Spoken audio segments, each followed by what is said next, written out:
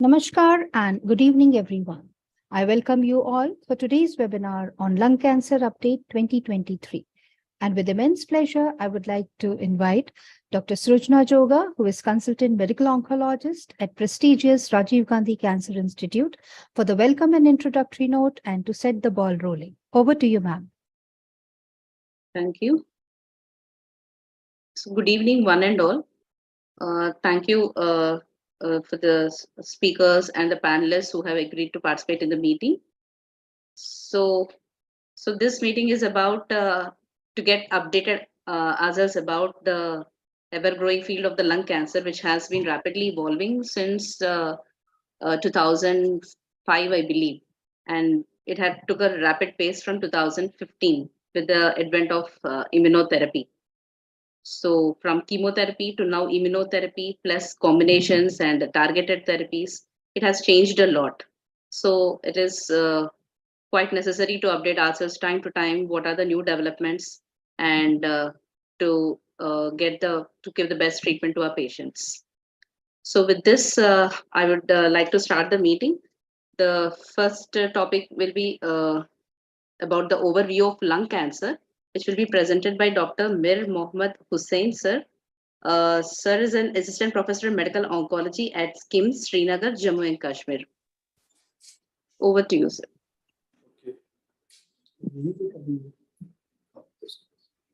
Good evening. Good evening, sir. Am I audible? Yes, sir.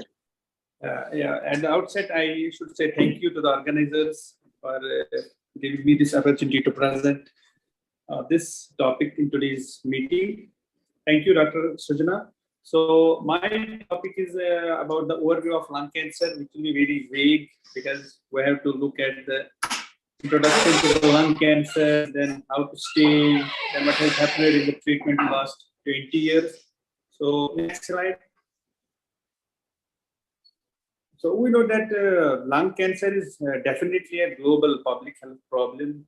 Vis-a-vis oncology, if we see that this is one of the leading cancers globally. If we see, as per the 2020 Globocon data, this is second to breast cancer incidence wise.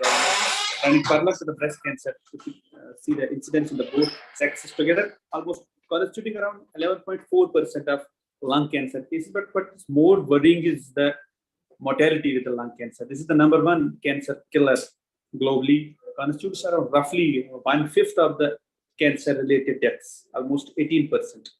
Next. So we know that the cancers, they have different incidence in the different geographies of the world, races, ethnicities, and so is true for lung cancer as well. If we come from the world data towards our own country, India, while we see that if we see the incidence-wise, lung cancer is not a major problem. What is seen in globally, we have the commonest cancer in India is still the breast cancer. If we take the data from both the sexes, and lung cancer is at number 4 incidence-wise, and similar is with this overall mortality. But if we look at the males, this is the second cause of cancer-related mortality in India. If we take the male population into consideration. Next. So incidence-wise as well as mortality-wise, it is at serial number 4 in India. Next. So if we look at the scenario of lung cancer in Kashmir, I think we are even surpassing the world as well as our own country. Lung cancer is the topmost cancer among the top 10 cancers in Kashmir. Roughly constitutes around 10.58% of the cancer cases and stands at the top in the first 10 cancers. This is the 10 years data we collected and so published it 2 years back in the Indian Journal of Medical and Pediatric Oncology. So definitely a huge problem for us in Kashmir. Next. We know that if we see the lung cancer, broadly we have two types, small cell and non-small cell. Small cell is not a major contributor of the lung cancers, roughly constitutes around 13 to 15% of cases. The bulk of the lung cancer is constituted by the non-small cell group of cancers, which constitutes around 85% of the lung cancer cases. And among them, adenocarcinoma is the leading histological subtype, followed by squamous cell carcinoma, Large cell carcinoma, and other types. Next. So what is more worrying about the lung cancer globally, nationally, as well as regionally, is that the majority of lung cancer cases, they present in the locally advanced and advanced stages. Almost 2/3 of the lung cancer cases, 75% will, at the time of diagnosis, will be either in stage 3B or they will be in stage 4, while curative treatment options take a backseat, and most of the times we have to give them palliative treatment in the form of chemotherapy, targeted drugs, immunotherapy. Next. So if we know before deciding about the treatment, staging is very important.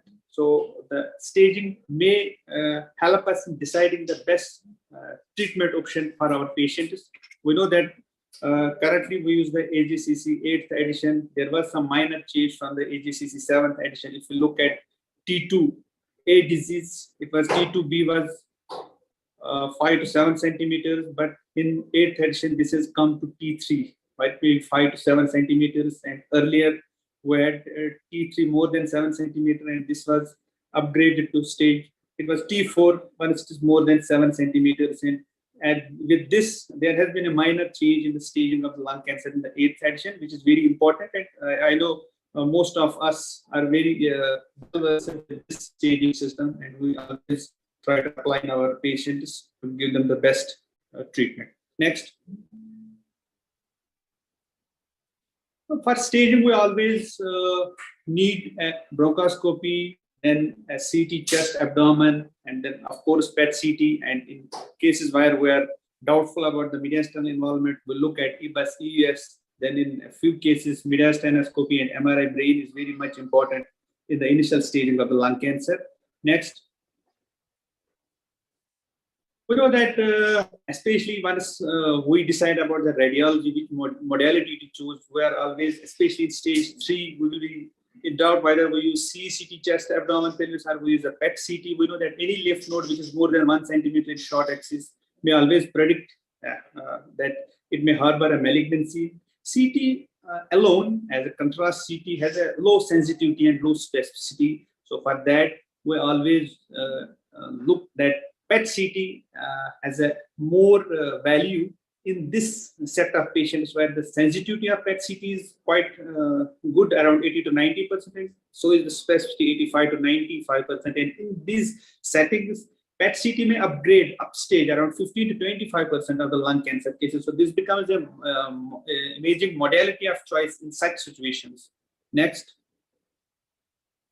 We know that once we have always doubtful once at N2 disease, whether we are going to give them a surgical treatment or we will treat them with a definitive CTRT. So always there's a debate how to proceed in such situations. We know that once we know that there are few risk factors for occult N2 disease, which may not always be detected by the whatever imaging modality we have, but whatever has been seen in various studies, and this was a multivariate analysis, which showed that 3 important predictors to know that whether the N2 disease is present or not. We know that the central tumor, if it is a centrally located tumor, then the size of the tumor, larger the tumor, and on PET, if there is a very high SUV, they always predict that N2 disease is imminent.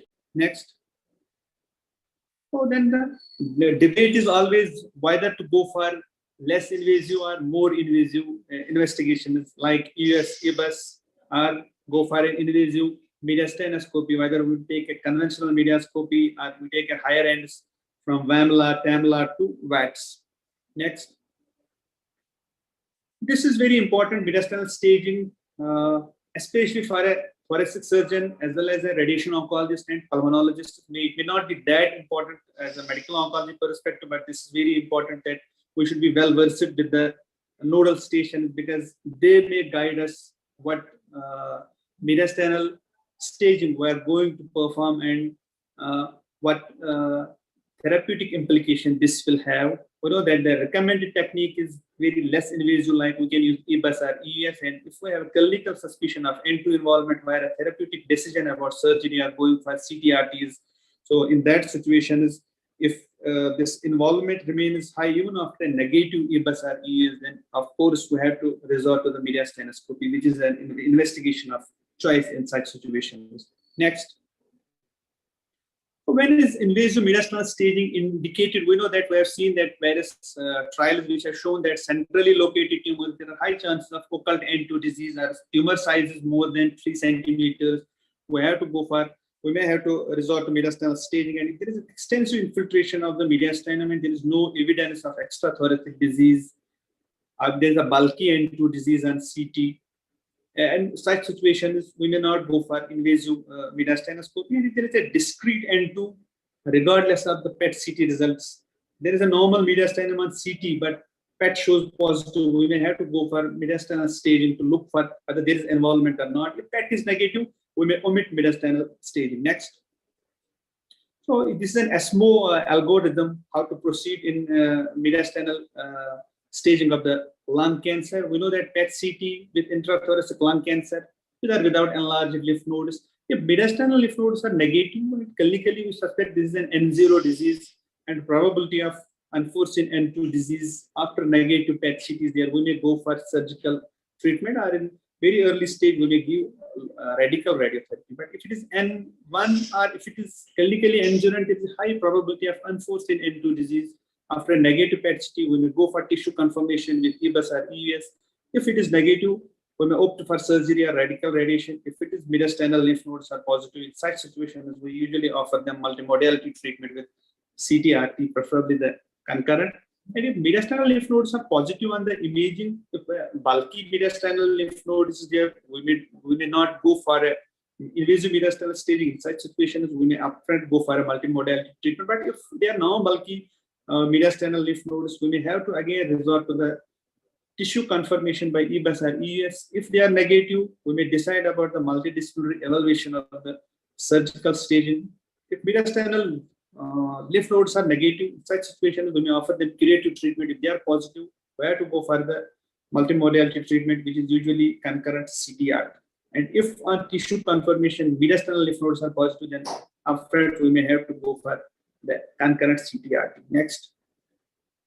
So there are various these mediastinal staging procedures. They have different sensitivity and specificity as well as application in the various nodal stations. If we look at EBUS, EBUS TBNE, it is very good for if it is a station 2, station 4, and in station 7, 10, and station 11. And if we look at EUS FNA, it may help us in station 2, station 4, station 7, 8, 9, and maybe in station 10 as well. Cervical mediastinoscopy may be beneficial in early in station 2 and in some station 4 and station 10. Extended mediastinoscopy may be beneficial in station 2, station 4, 5, 6, 7. VATS. VATS, if we look at maybe left or right VATS, left VATS will be preferable in if it is a 4L or if it is station 5, 6, 7, 8, 9, and station 10, 11. And right VATS will be beneficial for station 2, right side, station 3A, 3P, 4, and in station 7, 8, 9, 10, and in station 11. And this higher end video assisted mediastinal staging may help us in station 2, station 4, station 7, 8, and TAMLA may help us in majority of the stations. Next.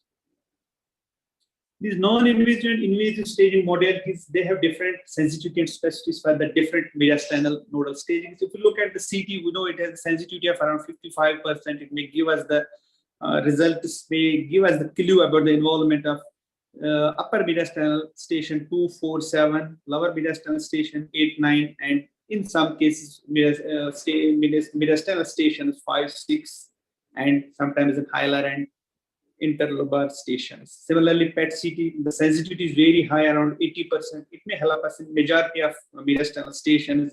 EBUS sensitivity is very good, almost at 90%. may help us preferably in the upper mediastinal stations 2, 4, 7, and in some cases in the station 11. EUS is again almost parallel running to EBUS with a sensitivity of around 89%, may help us in, especially in the upper and lower mediastinal stations. And mediastinoscopy may help us in upper mediastinal stations and in the AP zone mediastinal station 5, 6. And then video assisted mediastinoscopy may help us in upper mediastinal stations and in some cases in the station 5, 6. EBUS, EUS together, sensitivity around 91%, may help us in the majority of mediastinal stations. And if we combine all three modalities, they have a sensitivity touching around 94% and may be beneficial in the majority of these lymph node stations. And of course, the best modality what has been seen is the VITRIS, though it's an invasive procedure, sensitivity touching almost 99% and helps us in the evaluation of the most of the mediastinal lymph node stations. Next.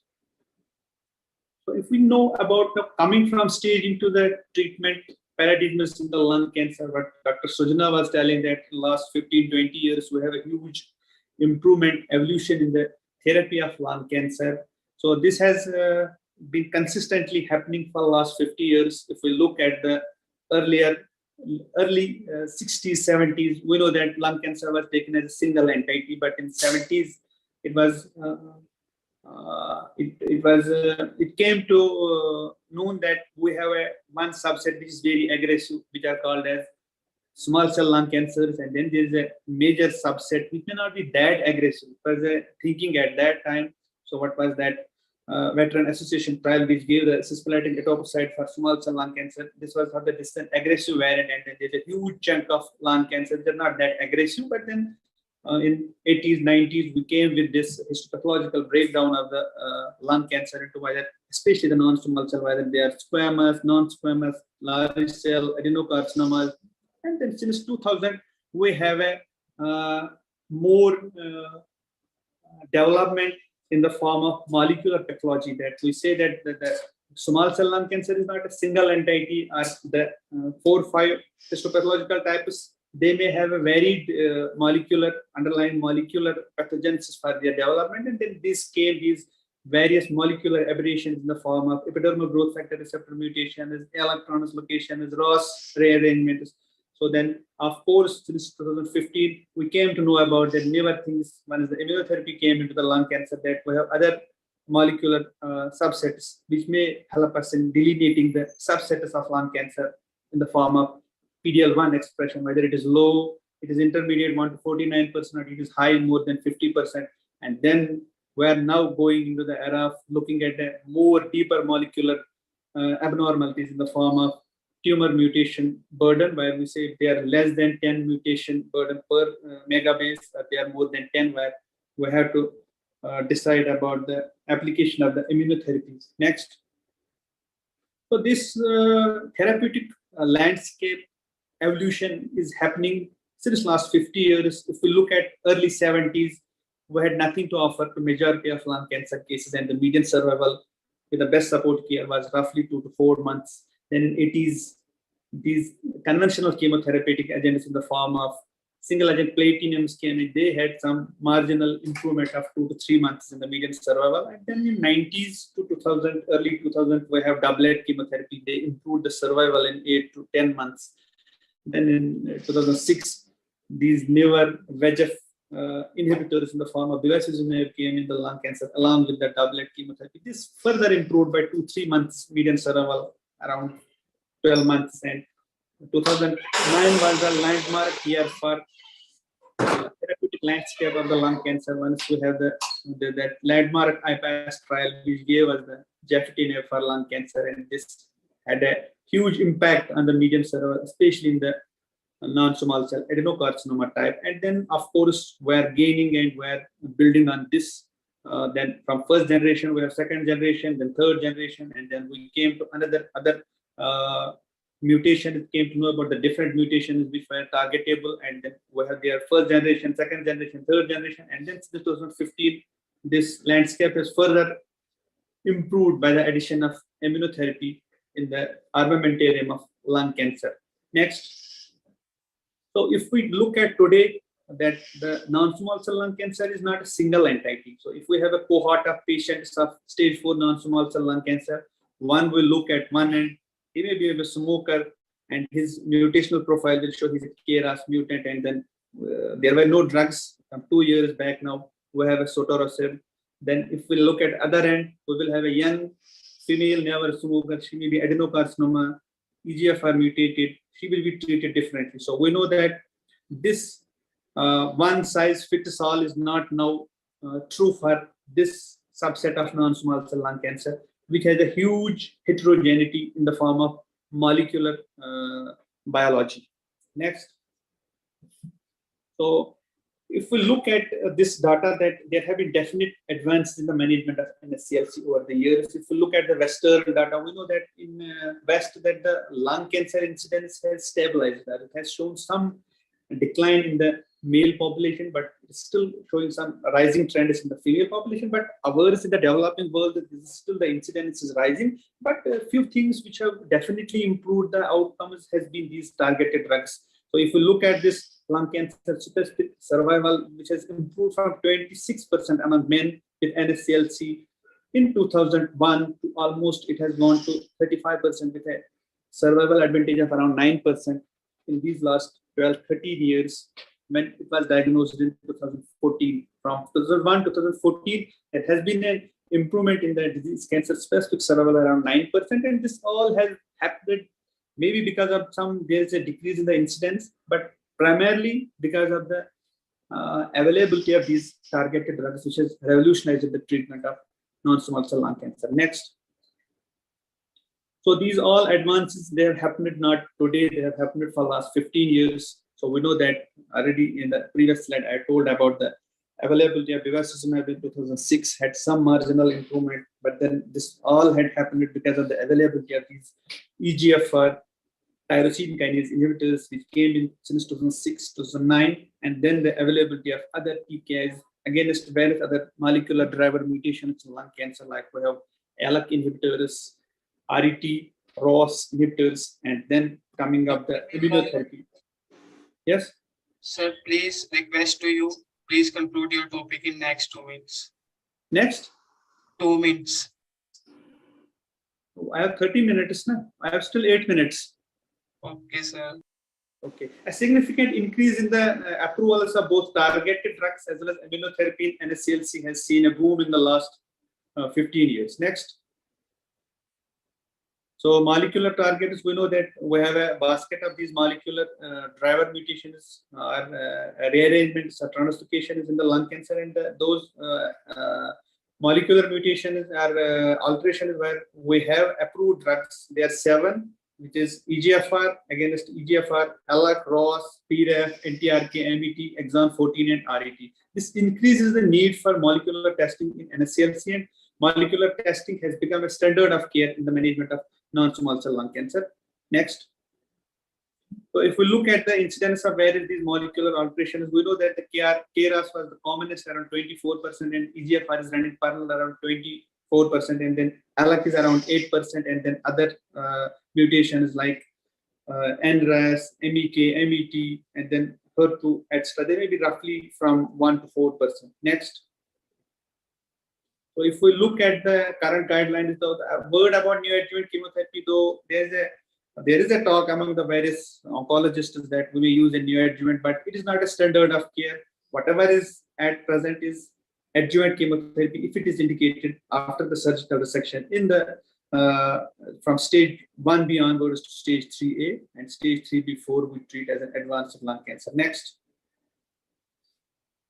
So next, you can run on this slide. This shows about the next. So what major problem with the lung cancer, if we have given a very good surgery, given them an adequate post-op adjuvant chemotherapy, radiotherapy, but still they say within initial 5 years, there may be around half of the patients may recover either locally or the distant recurrence, and overall outcomes, we know that there still needs to be done more for those who are a resectable NSCLC to decrease this recurrence rate further. Next. So these are the ESMO guidelines. We show that the indication for adjuvant chemotherapy we know is after stage 1B onwards, we have to give them this as a definite OS benefit. Next. So this was the latest meta-analysis. There was a definite OS benefit from post-operative adjuvant chemotherapy in early stage NSCLC, and this absolute benefit was around 3.9 and 5.4% at 5 years, at 3 years and 5 years. Next. So this is the word about neoadjuvant versus adjuvant. So though they are almost equal, but most of the clinicians prefer to give adjuvant chemotherapy after they have been operated. Next. So coming from giving these TKIs in the metastatic setting, so there has been a more concern that the percentage of patients who recur after giving them the best surgery, the best adjuvant chemotherapy, we want to reduce those recurrences. And this was the landmark ADAURA trial. We showed a definite improvement in the DFS once we give osimertinib in EGFR resected mutated NSCLC. So in this trial, after adjuvant chemotherapy from stage 1B to stage 3, they gave them 3 years of osimertinib 80 milligram OD versus placebo, and this shows that there was an introduction. With introduction of EGFR TK, DFS improved from 44% to almost double to 90% at 24 months in those who had EGFR TKI, who are EGFR mutated, and this is now also possible to further improve the survival in completely resectable stage 1 to 3 NSCLC. Next. And then, of course, this atezolizumab, this was an IMpower 010 trial. We showed an improvement again after this is like ADAURA. Here they have given immunotherapy with atezolizumab for 1 year post-adjuvant chemotherapy, and there has been a definite DFS advantage in most of the patients, but it was seen significant in those whose PD-L1 was more than 1%. Next. So then coming from this immunotherapy to patients who are treated with NSCLC, who are treated with CTRT. This was a landmark Pacific trial. We showed that post CTRT, those who showed stable or a partial or CR, in them, if we give a 1 year of durvalumab, it has a definite DFS advantage. Next. So it is not only chemotherapy, surgery which has improved the survival in the lung cancer over the years. Radiotherapy has definitely played its role, and there have been consistent efforts in improving the technique of delivering the radiotherapy. And among them, we know that we have an IMRT, which has definitely improved the survival for patients who had stage 3 NSCLC and had reduced the side effects, whether it is radiation-induced pneumonitis or it is the cardiotoxicity. Next. We may call radiation by different names, like we have now from conventional radiotherapy, we have now stereotactic radiotherapy, IMRT, SBRT, IGRT, VMAT, call it anything. Next, there has been a huge stride in the delivery of radiation therapy in the lung cancer. Next. Next. Next. This is again, you move on this. So next. We can run with these here. So whatever has been already discussed about the Pacific trial. Next.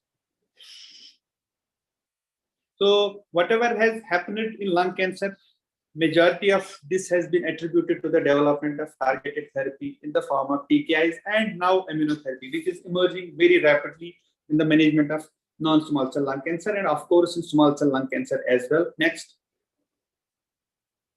So if we know that these targeted therapies that improve the outcome in advanced NSCLC, around 50% of patients with advanced non-squamous NSCLC will have a driver mutation which may be targetable with an FDA-approved agent. So if we look at the FLAURA trial with PFS with first-line osimertinib, has definitely been better with the first and second generation TKIs. And similarly, if you look at the ALEX trial, where crizotinib in ALK positive NSCLC has been found superior. With chemotherapy, the median PFS was around 5 to 7 months, and with EGFR TKI, this has improved to 18.9 months, and with ALK inhibitors, it has gone almost 3 years. Next. And there are other emerging targeted drugs in the advanced NSCLC. If you look at MET exon, we have crizotinib, RET, we have cabozantinib, vandetanib, NTRK rearrangement, which is seen in around roughly less than 1%. We have larotrectinib, entrectinib, and then HER2 mutation. Of course, we may use edotrastuzumab, and tencin. These newer target agents are being identified, and this will definitely help to improve the survival in a subset of patients who harbor these mutations. Next. Survival outcomes, we know that there has been a definite improvement with the addition of various these targeted drugs as well as with the immunotherapy over the years. And we know that a lung cancer patient who used to live for less than 6 months can now live up to 3-4 years and some even 5 years. Next. And immunotherapy has been a game changer in the management of non-small cell lung cancer. So we know that this has come as a upfront category 1 indication in majority of lung cancer cases. Next. Approvals for immunotherapy has happened over last 8 years. It came in 2015 when pembrolizumab was used as a second line in metastatic NSCLC with PD-L1 score of more than 1%. And then, of course, there has been a huge stride from second line. Now they have come into first line management of advanced non-small cell lung cancer. Next. And these survival outcomes have consistently improved with the addition of these immunotherapies and targeted drugs. Next. So these checkpoint inhibitors have improved survival in advanced NSCLC. If you look at this immunotherapy in stage 4 NSCLC, if you look at this chemotherapy versus pembrolizumab, this has found that pembrolizumab has found superior to the chemotherapy. Next. So this was a go back.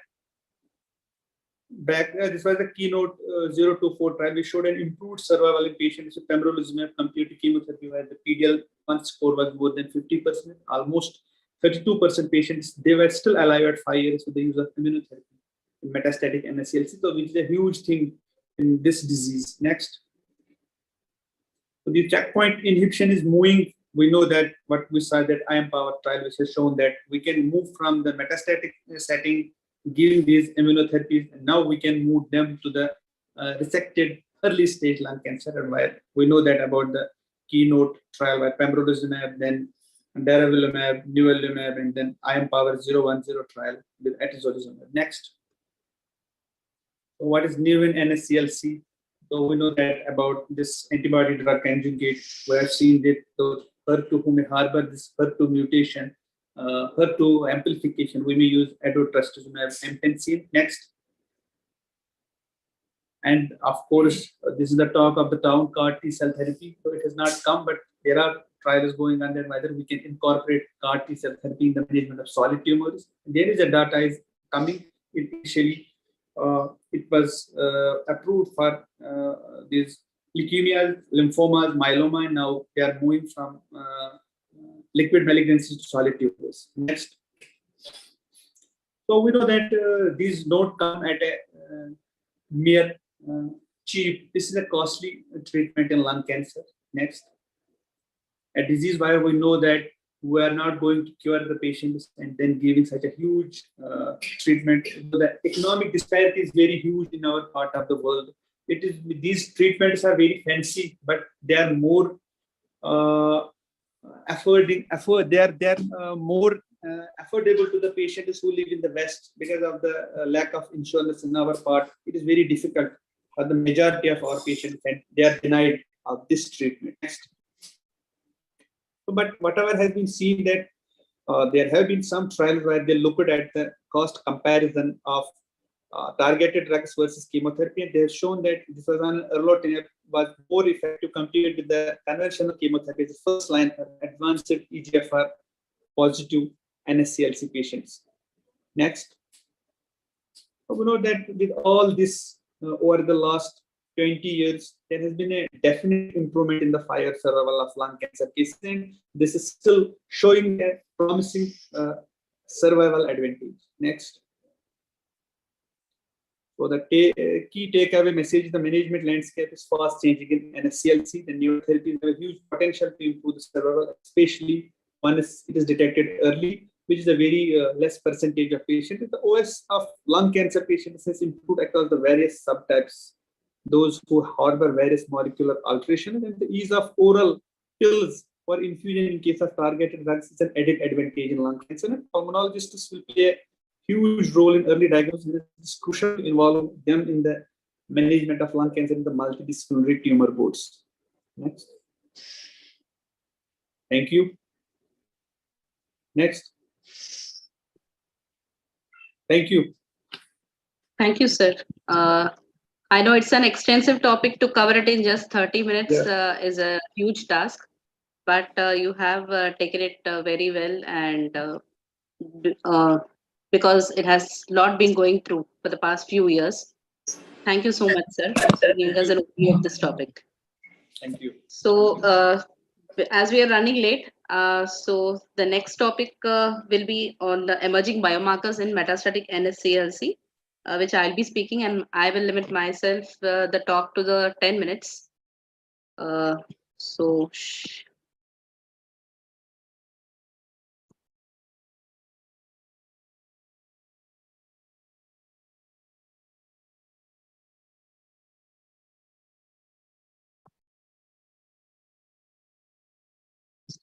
are my slides moving?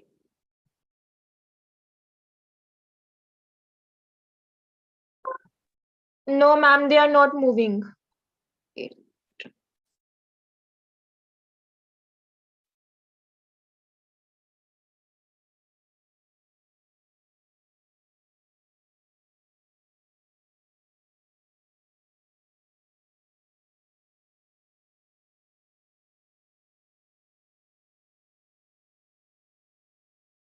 So, are they moving now? Yes, ma'am, they are moving. Okay. So, good evening, one and all. So, with this introduction, so I'll be taking over to the next topic, the emerging biomarkers in the metastatic NSCLC. So, the topic will be like the epidemiology of lung cancer in India, and what are the biomarkers being tested, and how it has evolved from just 2 to 3 markers to around 8 to 10 markers testing at present. So, as Dr. Hussain sir has presented, the burden of lung cancer global wide, it is the first most, it tops the cancer incidence along with the breast cancer. But in India, after the breast cancer, lung cancer accounts in 4th number in incidence and in mortality in 2nd place, as per Globocan 2020. And so 50% of patients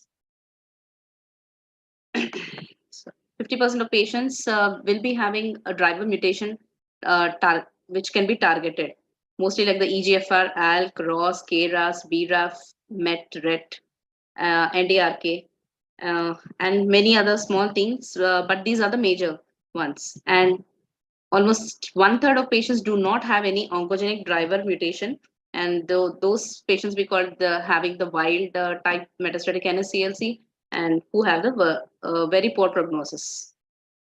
So why it is important? So detecting a target and having a targeted therapy will improve the median OS. Median OS from around 18.6 months to in patients who have no targeted therapy, the median OS is just 11.4 months. So in our clinics, we see usually patients asking with a great expectation that chemotherapy will not be given to this patient, and they'll be mostly surprised that only an oral medicine.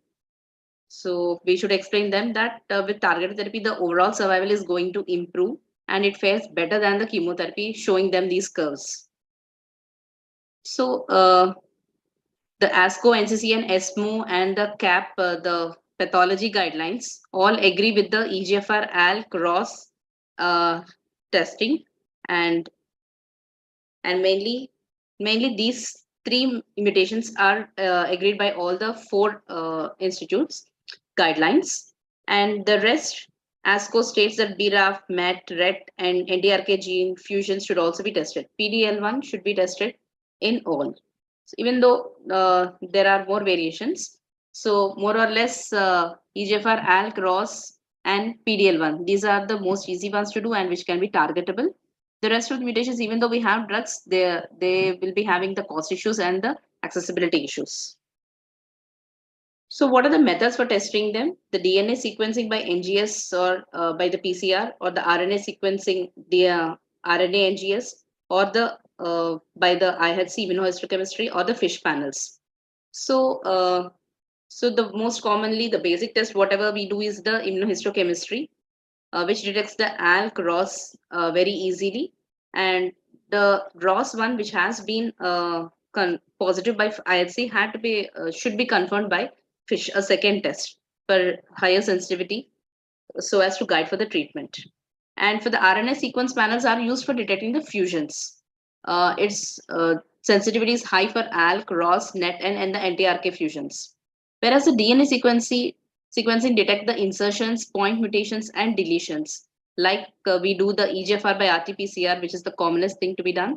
And later on, the KRAS, BRAF mutations can be picked up by the broad panel NGS, HER2 mutations, and the MET amplifications. So how it has evolved. To be brief, we can have a tissue biopsy or a cytology like from pleural fluid, CSF, or the ascitic fluid, and these things, and also a liquid biopsies, which is from the blood. In all cases, the tissue is processed, and for IHC, the protein expression is tested, and for DNA and RNA extractions are done for respective panels, whatever we are doing. So a lot of what do you say, a lot of manpower as well as the mission power is required for going through all these process, and a lot of coordination is required between the clinician and the pathologist in particular. So histology, the basic important thing is you have to classify into the squamous or the non-squamous, and accordingly the biomarkers will be decided, and you have to test for the EGFR, ALK, ROS, BRAF, and the NTRK, RET, and MET exon 14 in all the non-squamous, that is the adenocarcinoma of the lung. Because it's difficult to cover all these individually, so a broad spectrum NGS panel will be time saving, and we can detect the mutations at the same time, even though the turnaround time is a little later. But test for PDL expression should be done irrespective of whether the squamous or non-squamous. And the completion of testing, ideally, the basic 3 test EGFR, ALK, ROS, the reports will be available within 5 to 7 days. And later on, the reports will come, the NGS reports may come. So a word about the ctDNA testing, which has got a lot of potential in the diagnosis and treatment selection, and to monitor how far the disease has responded, or to predict early relapses and to progress. And it will also help us overcome the challenge in the tumor acquisition. It is not always easy for acquiring a tissue biopsy in deeply located tumors or very small tumors, or if the patient has a very poor performance status, is on ventilator, we can just get a tissue ctDNA testing and then confirm the diagnosis.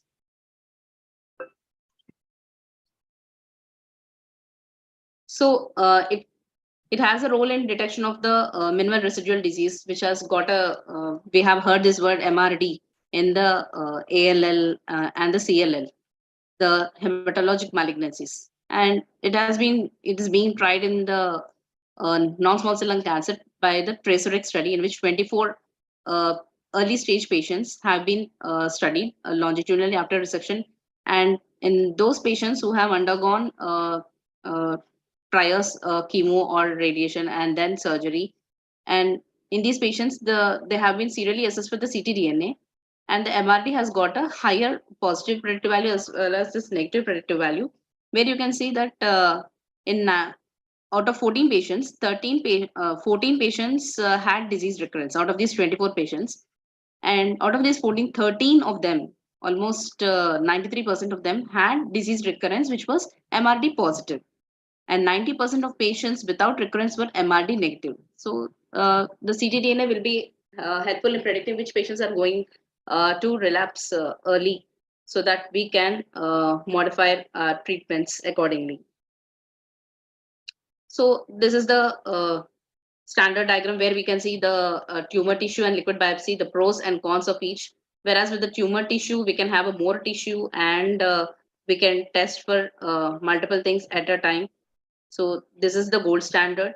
But the liquid biopsy advantages are that we need a small amount of sample, and the ctDNA can be used for correlation between the ctDNA can be used to confirm the diagnosis and serially monitor. It's a sensitive method, but still there is no standardized technique. That is the main drawback, and the sensitivity is around just 55% for these cases. A negative can't be a negative, but a positive can definitely be taken as a positive result here. So, so the advantages of NGS. So if one or few markers are needed, as we can see from this way diagram, if single gene analysis was done, the cost is going to be higher, and the turnaround time is also going to be higher. Whereas if you use NGS, the cost is going to come down overall, and the time is also short, so that the diagnosis can be made early and the treatment can be started early. So, so a brief word about the EGFR mutation in lung cancer. So we can do it on the fresh, frozen, or alcohol fixed specimens, or even the cytology cell blocks, FNAC samples, or the cell blocks. So the positivity rate correlation between the primary and the metastatic sites also is there between the EGFR mutation. It's not necessarily that you get a specimen done, biopsy done from the lung only for the EGFR mutation. So there is a lot of concordance between the primary and the metastatic tumors in terms of EGFR mutation.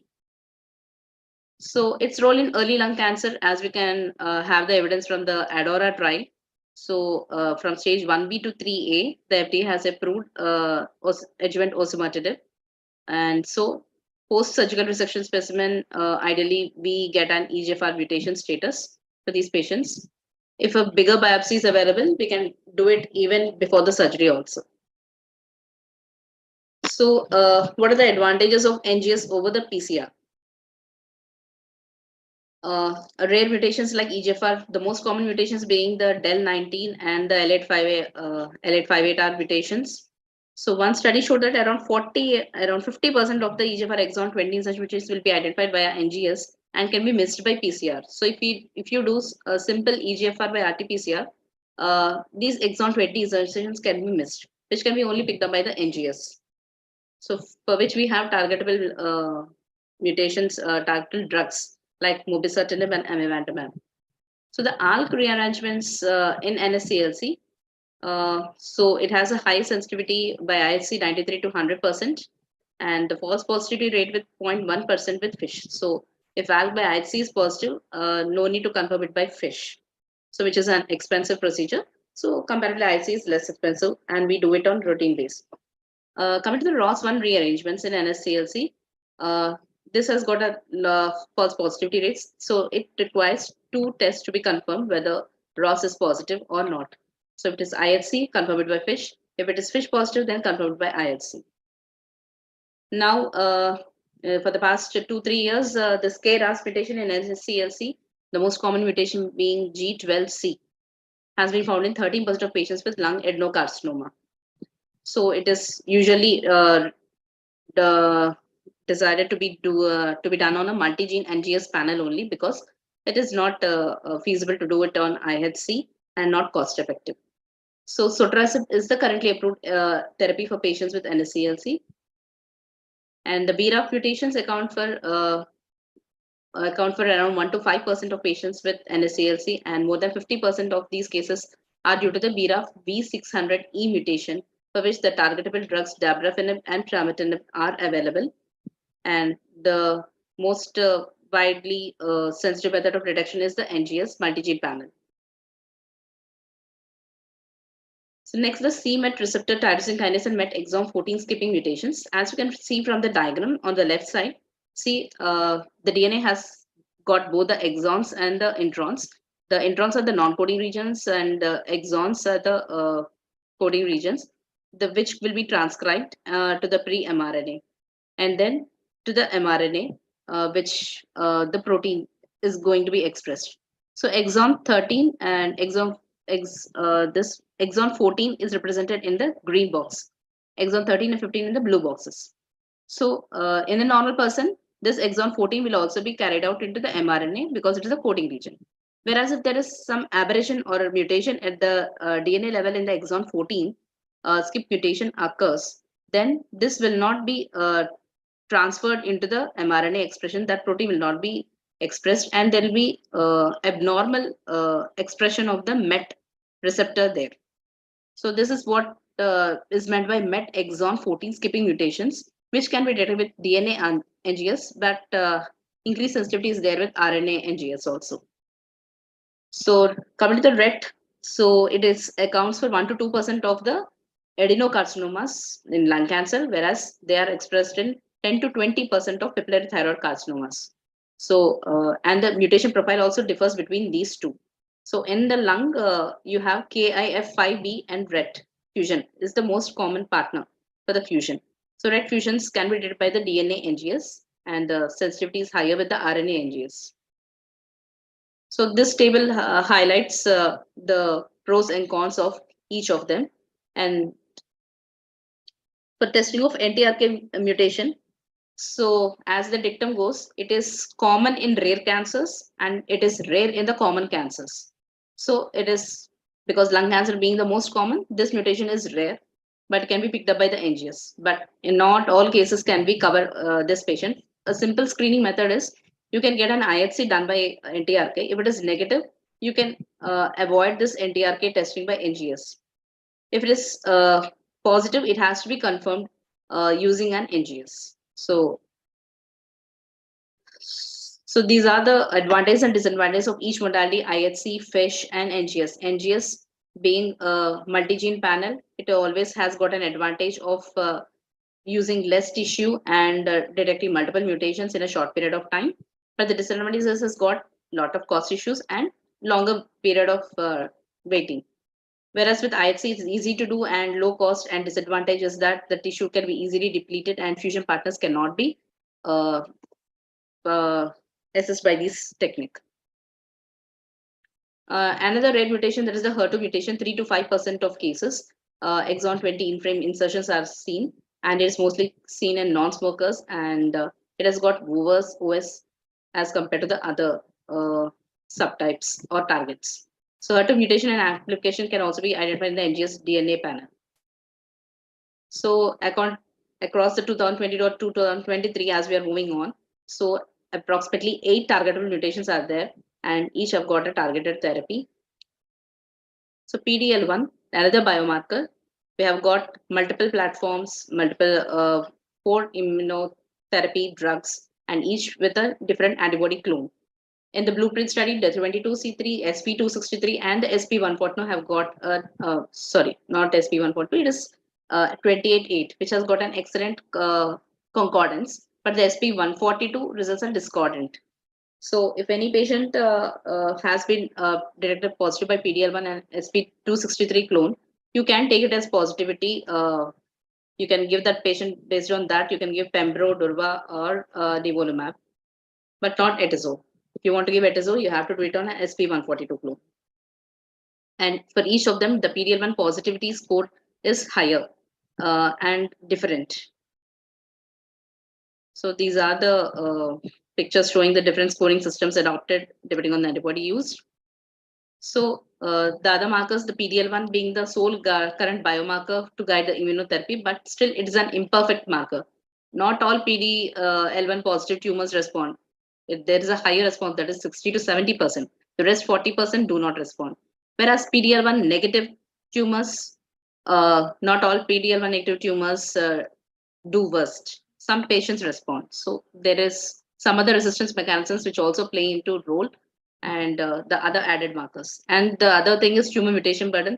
This is also at present not currently used to assess the need for giving the immunotherapy, except as an agonistic marker, which the FDA has given it blindly to say. And another agnostic marker is the MSI high or the DMMR, and it's not used or relevant in lung cancer. So to conclude, the biomarker testing has evolved from single gene to multiplex testing, and the multidisciplinary team meetings are will be helpful in understanding the sample and the test requirements. And the sample should contain adequate tumor content, at least 10%, to prevent the delay in the processing of these molecular biomarkers. Ideal tumor turnaround time is 2 weeks, that is the 10 working days. So high throughput platforms such as NGS should be used to screen the several genes, so that we can provide, we can get a rapid results and lot of information in a short period of time. So thank you.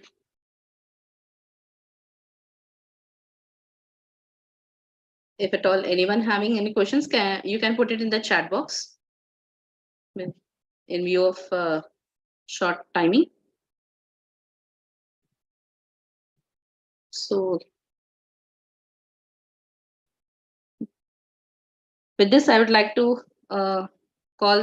invite the next speaker, Dr. Arpit Jain, Consultant Medical Oncologist, RJCIRC, Delhi, for speaking on the topic management of early EGFR mutant non-small cell lung cancer patients.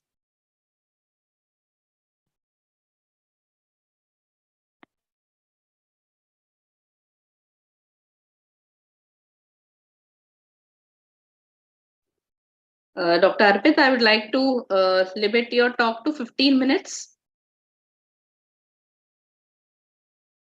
Okay, thank you, ma'am. At the outset, I would like to thank Dr. Srijana ma'am and the organizers for giving me the opportunity. My job is to discuss the nitty-gritties of this landmark trial, which is ADAURA, which displays the role of the osimertinib in early EGFR mutated NSCLC patients. So at the beginning, as we all know that the most common histology in the lung cancer patients are of NSCLC, and about 30% of the patients are resectable at the outset. So stage 1B patients are about and outcome in the early NSCLC patients needs to be improved. As we all know that the 5-year recurrence rate in the stage 1B is 45%. In other like stage 2 and stage 3 is also very dismal. So so definitely it is an unmet need to address these issues. So since EGFR mutation is 1 minute, just a minute.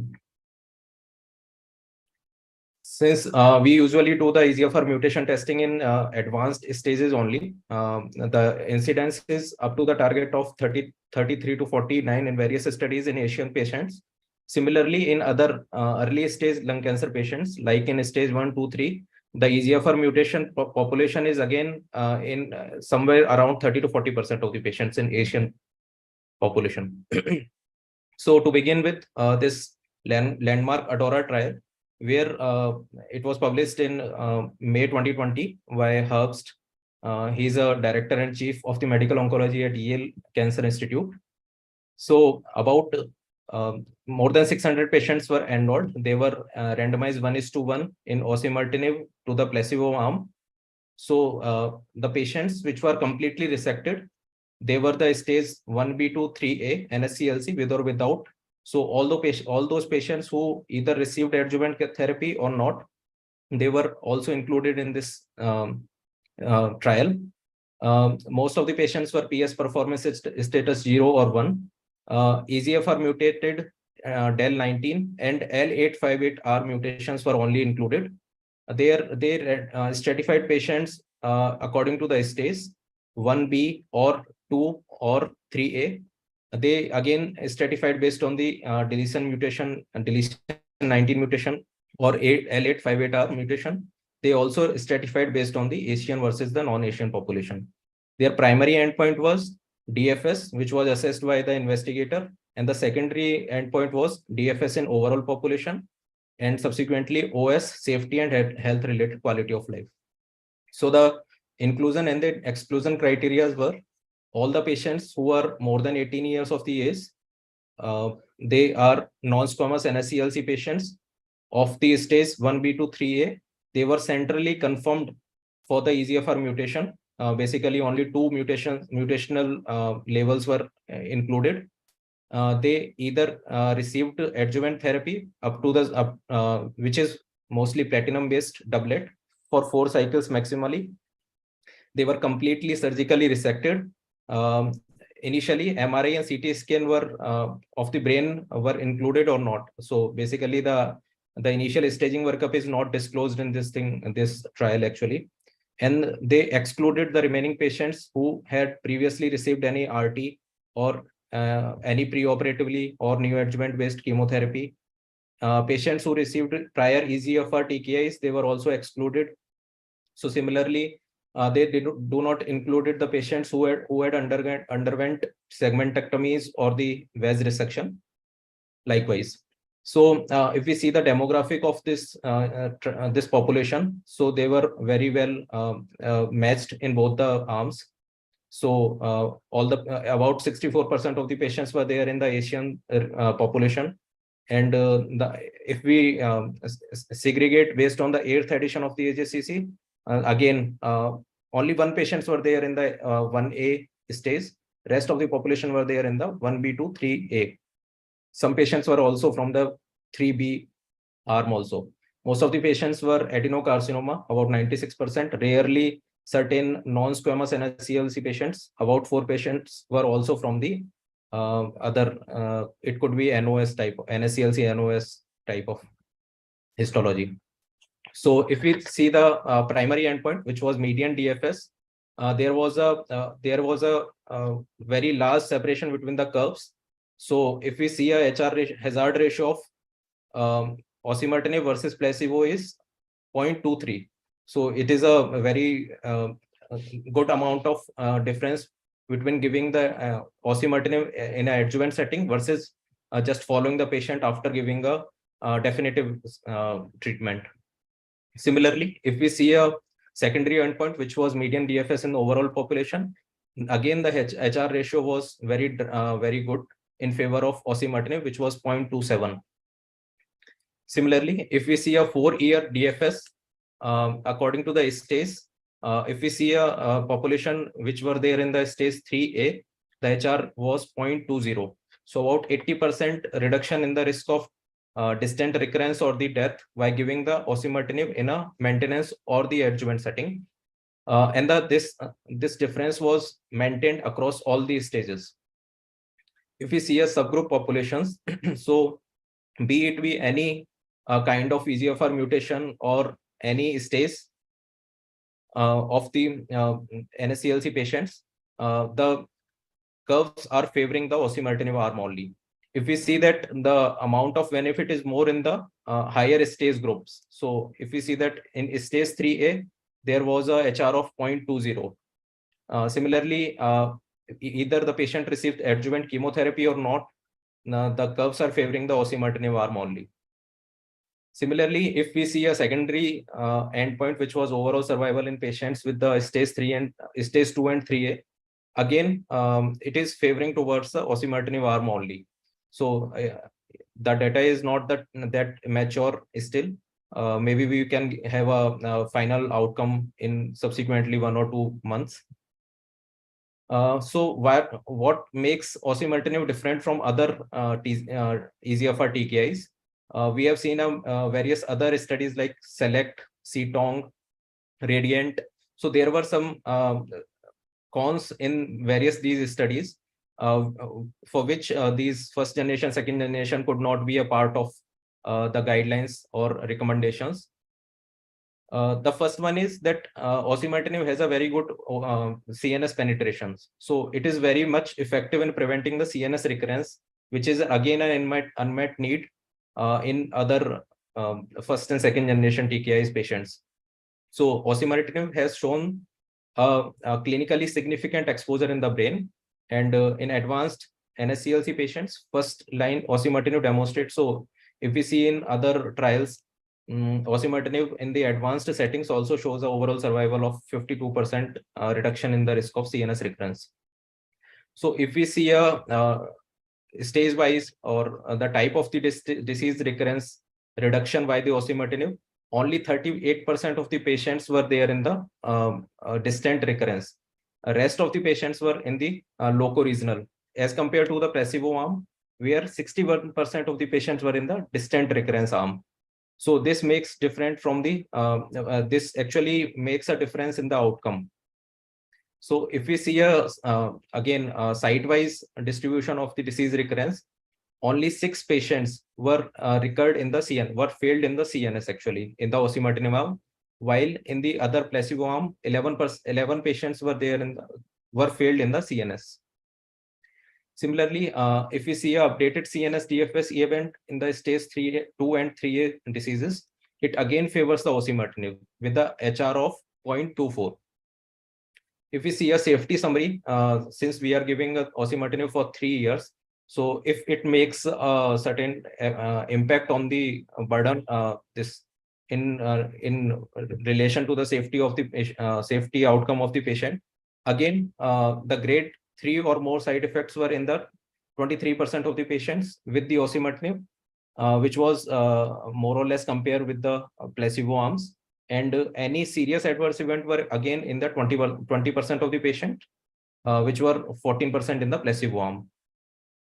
Similarly, if we see that most of the side effects were again similar to the osimertinib, which were seen in the again advanced stage NSCLC patients, which is diarrhea, paronychia, dry skin. But if we see this blue line, which is only 3% of the patients had a grade 3 or more side effect in the osimertinib arm. If we see sorry to interrupt, you still have 5 more minutes. Yeah, ma'am.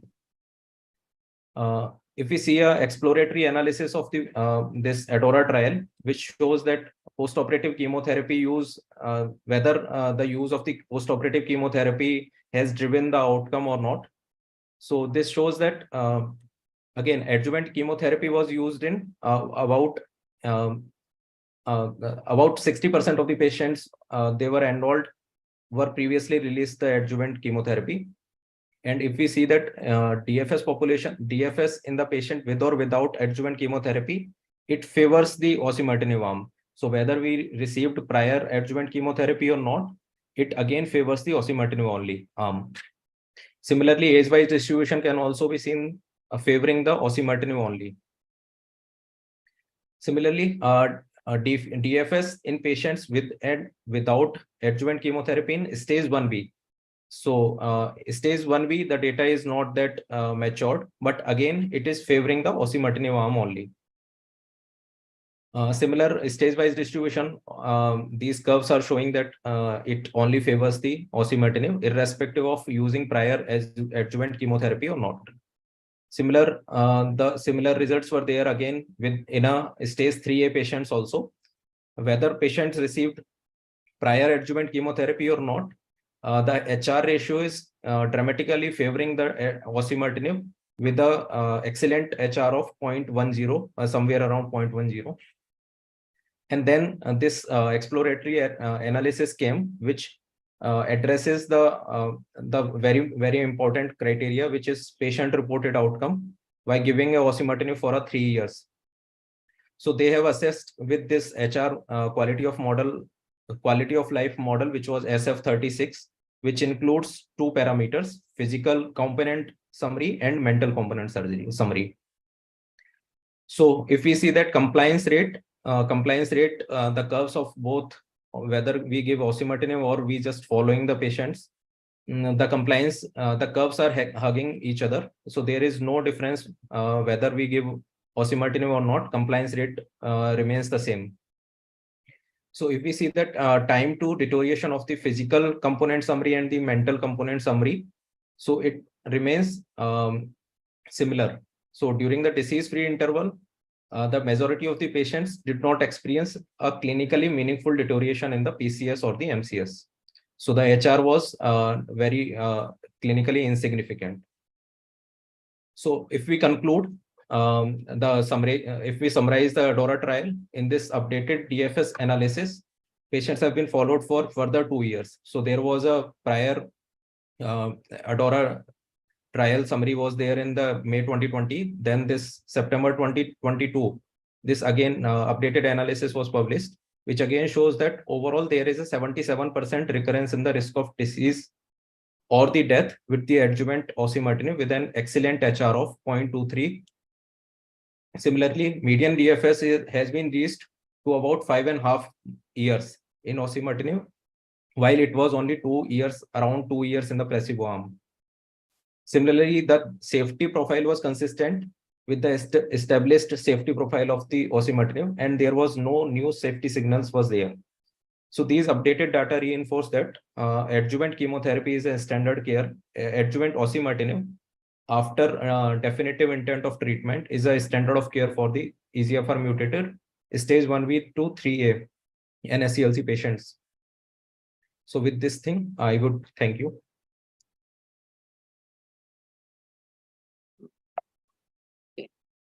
Thank you, Arpit, for giving an overview of this ADAURA trial in the adjuvant setting. So as you have told that the earlier SELECT, RADIANT, and the CITONG trials had all a DFS benefit for 2 years, but after 2 years, these patients actually had some events. They progressed, they had distant recurrences or local recurrences. So, but despite 2 more years of follow, that is 4-year DFS with a significant hazard ratio of 0.2 is hard to ignore, and we should offer these patients the benefit of adjuvant osimertinib if at all there are no cost issues or these things, even though the trial had many flaws. Okay, thank you. So with this, I would like to invite Dr. Shivshankar sir for delivering a talk on the practical approach in clinical management of EGFR mutant non-small cell lung cancer.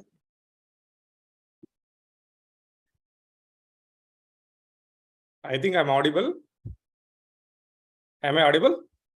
Yes, sir, you are audible. And I think my screen is already visible. Yes, sir. Okay, thank you. Thank you, Shrujana, for having me here. And it's definitely a great pleasure to discuss these important topics which are rapidly evolving. And I must thank Arpit, who has made my topic very easy, because he has very well defended that why osimertinib stands among all the other available EGFR TK, and it is the only approved EGFR TK in the early stage settings. So there should not be room for any argument why it is should be the preferred even in the metastatic setting. And I believe I am left with hardly a few minutes. So I'll just run through my presentation without wasting much of time. Today's my topic is how do we manage advanced EGFR lung cancer with availability of so many drugs. How do we choose them? So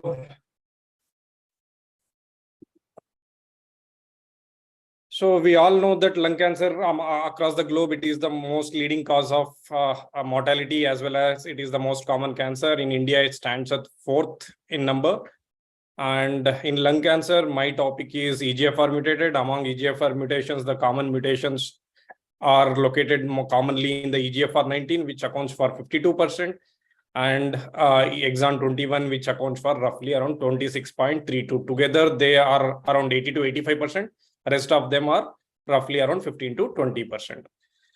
So how should we maximize the efficacy of treatment in these EGFR mutated treatments with availability of 3 generation of TKs? We have 1st generation, 2nd generation, as well as 3rd generation TKs. So the 3rd generation TK is that is osimertinib. Osimertinib is a standard of care. It is the preferred category 1 recommendation for metastatic EGFR mutated non-small cell lung cancer. We all know that. Other options being erlotinib and geftinib, which are 2nd generation, and 1st generation TKs, and 2nd generation TKs such as afatinib and dacomitinib. All these are approved indications for metastatic non-small cell lung cancer. Just a brief review how these 3 generation of drugs differ. The important thing is that 1st generation they are reversible, whereas 2nd and 3rd generation are irreversible. And another very important thing that Arpit also very clearly emphasized is that their ability to cross the brain, because these cancers, particularly EGFR mutated and ALK mutated, they fail usually in the brain. Brain metastases are common in these patients. So we need a drug which also have a efficacy in these sanctuary sites. The only drug among EGFR TK which has a significant activity in these sites is osimertinib. So apart from that, this osimertinib also has an action against T790 mutation, which is a common resonance mechanism for 1st generation TK. So moving on to the study, the FLAURA study, which was conducted in 1st line setting in the metastatic non-small cell lung cancer. These patients who are aged more than 18 years with having exon 19 or L858 or mutation with no prior systemic therapy were randomized either to standard of care that time first generation TK, either Gefitinib or Erlotinib or Osimertinib in 1:1 fashion. And also one thing to be kept in mind is that crossover was allowed. If they had a progression on first generation TK, if they had a T790 mutation, they were allowed to receive Osimertinib. The primary endpoint being PFS and secondary endpoint being objective response rates, overall survival, safety, quality of life, etc. So the first endpoint, that is primary objective being the median progression-free survival, we can see that the curve starts separating quite early in the disease course compared to the Gefitinib or Erlotinib, and the curves remain separated even at the end of 2 years, and the separation keep on improving as the time progresses. And the median PFS improved from almost doubling, that is from 10.2 to 18.9 months with hazard ratio of 0.46. If you look at the subgroup analysis, is there any particular subset which is predictive of response? No. Across all the subgroups, whether it is PS01, whether they are exon 19 or L858 or across all, it has a significant improvement in outcomes compared to first generation TK. Moving on to overall survival, I think this is the first study which showed the overall survival benefit compared to a first generation TK. Clearly, it has shown that we can see that again at 2 years, roughly around 15% more patients were alive if the patient had received upfront Osimertinib compared to first generation TK, with a median OS being 38.6 months among those who receive Osimertinib compared to 31.8 months in the first generation TK arm, with hazard ratio of 0.799. And also, if you look at there were roughly around 28% patients were still receiving Osimertinib. They hadn't progressed even at 3 years. That means that 1 in 3 patients probably continue to receive Osimertinib, and they did not only they are alive, they did not even progress at 3 years. So the benefit is quite sustained. Even beyond 3 years, there is a significant improvement compared to first generation TK. Time to first subsequent treatment, again, it has almost doubled from 13 months to 25 months. Again, you can see that the curves are well separated quite early in the disease course, and as the time progresses, the gap between the two curves keeps on widening. If we look at the various, depending upon cross trial comparison is not right, but if you look at just how these different drugs behaved in different trial, definitely Osimertinib stands tall compared to all the other TK, including Decomitinib, which is roughly around median PFS of 14.5 months. If you look at the subgroup analysis for PFS, definitely across all subgroups, it is better. In OS, there are certain things, probably L858 or it did not seem to have a very good effect compared to first generation TK in terms of OS benefit, but remaining other groups is tend to do better compared to first generation TK. So to summarize, what are the advantages? It has a significant PFS benefit, and this PFS benefit is seen across all the subgroups. And again, it is the first one to prove a OS benefit. And again, it seemed to benefit across all the groups. This is consistent with the PFS data in which all subgroups favored Osimertinib. So what data do we have in first generation TK? In carefully selected like EGFR mutated, roughly the overall survival is somewhere around 18 months to 21 months. In second generation TK, we have a data from Archer 1050. What is one thing which is important is that in Archer trial, if they had a baseline brain metastasis, they were excluded. However, in the Flora trial, even baseline brain metastasis were included if they had if they did not have an active brain metastasis. If they had previously treated for that, even such patients were allowed. That is one important, because most of the time clinically in EGFR mutated, we also tend to see a baseline brain metastasis. This is the only study which included treated brain metastasis. And if you look at the primary endpoint, that is PFS, the curve separates quite early in with osimertinib. However, in Archer trial, almost for our first 6 months, it does not have a much difference compared to first generation TK. Again, if you look at the overall survival benefit, again that the numbers at the tail end of the curves were very small. So how to justify is another thing. And second thing, Archer trial had a hierarchical statistical model. It only p-value could be assigned if it had a significant difference in the ORR. However, it did not meet that survival ORR difference. So we do not know how much significance this analysis carries in Archer trial. And also there was a Canadian consensus which again said that osimertinib is the best drug among all the available EGFR TKS approved so far. So this is again the table summary which summarizes what we discussed. The one point that is objective response rates in decometinib, there was not much of a difference, that is 72 versus 75%. However, in osimertinib, there was almost 10% difference in the osimertinib. And also the most important thing that needs to be looked at is safety profile.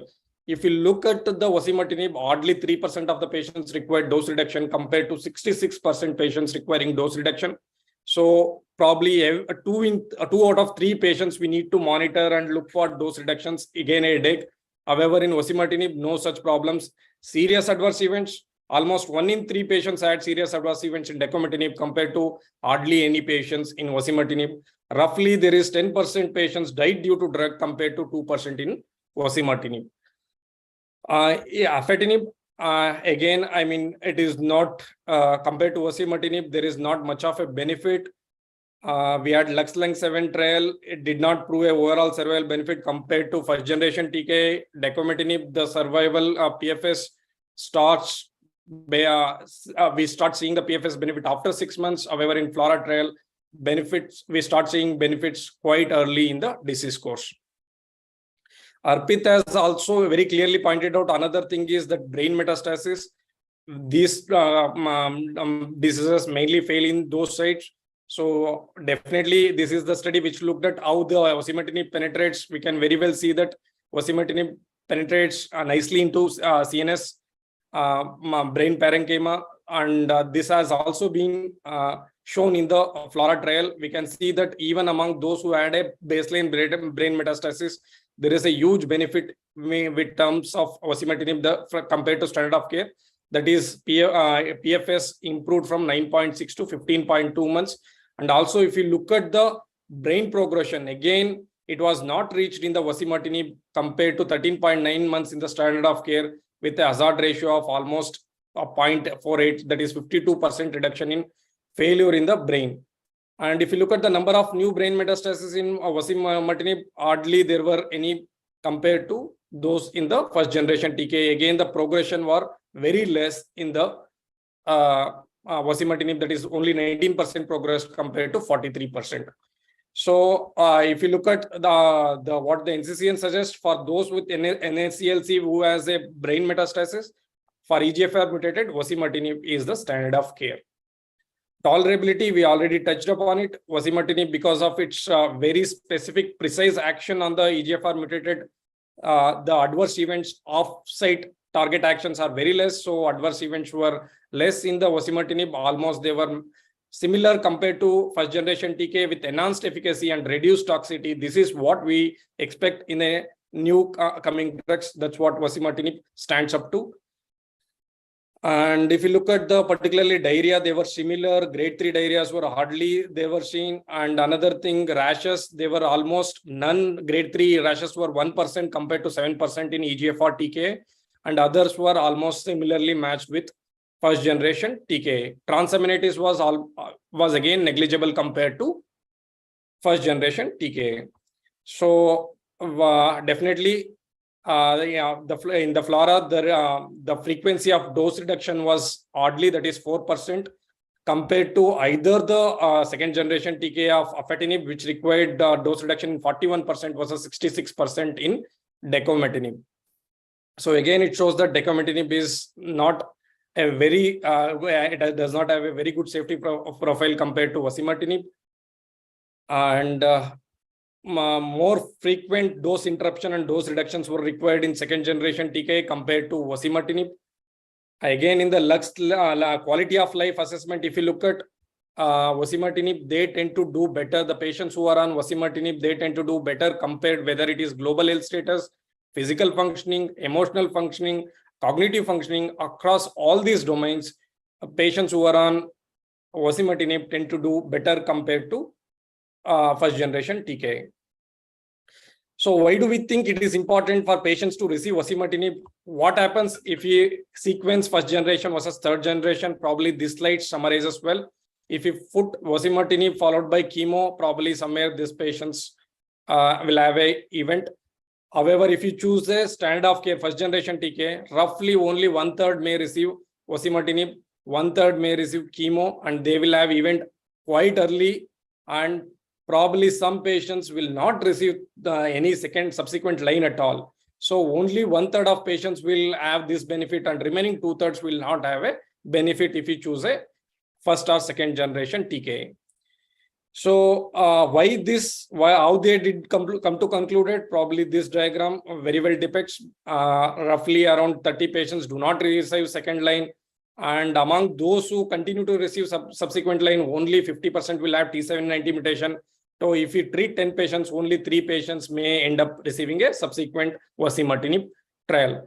Earlier, we had seen that GeoTac study has shown that if you sequence afatinib followed by osimertinib, they had a very good overall survival, roughly around 41.3 months. However, some of the flaws of this trial, it was retrospective in nature.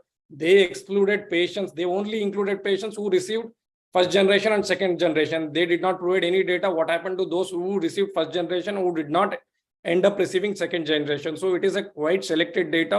Probably the previous slide summarizes that only 1/3 patients end up in this scenario. So this justifies that this is not an optimal clinical practice for all the patients. So if somebody with a EGFR mutated lung cancer and harbor a exon 19 del mutation or L858 or with or without CNS mutation, definitely osimertinib should be the preferred. In without CNS mutations, we also have other options like dacomitinib and afatinib first generation TKI. If they have a de novo T790 mutation, which is very uncommon, but if they have, again, osimertinib only should be used. If they have exon 20 insertion, we have chemotherapy followed by mobocertinib. So to conclude my talk, osimertinib demonstrated a clinically and statistically significant improvement across progression-free survival, overall survival, objective response rates, and also it has shown across all the subgroups there is a dramatic improvement. Even those who have a CNS metastasis tend to derive a maximum benefit.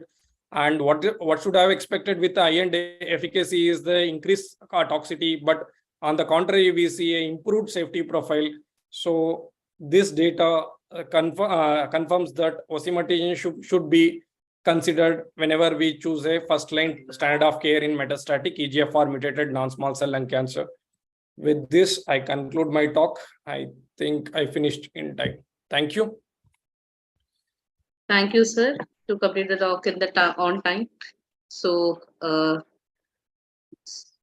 so a good talk on the metastatic setting NSCLC osimertinib, which has changed the paradigm of treatment for these patients from almost 5 year survival of 5 years survival we could not even think of in the metastatic setting just for 1 year. But with EGFR mutant population, we are even seeing, as Dr. Ullah sir always says, now the 5-year files are coming up.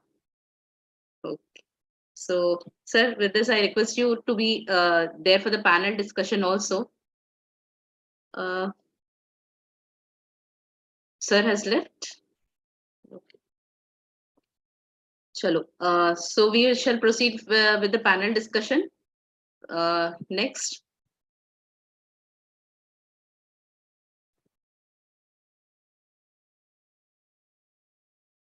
Sharing.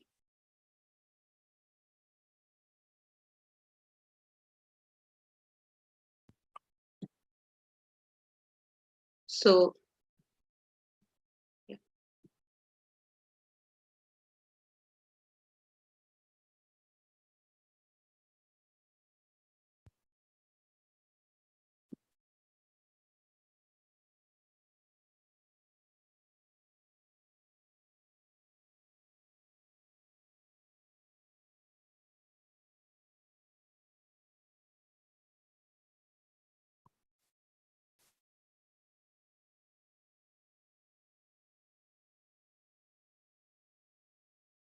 So are my slides Yes, ma'am, they are visible. moving?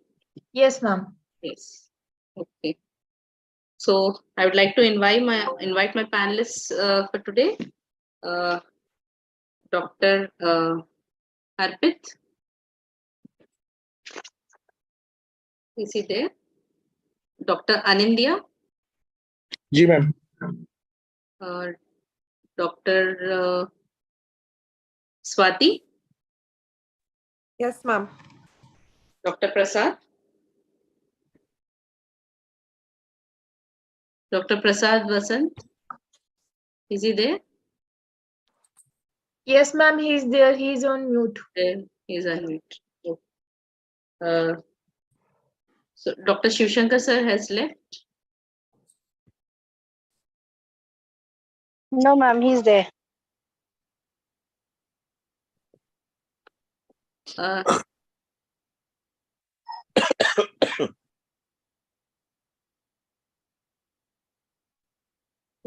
One minute, I can't see my full list here.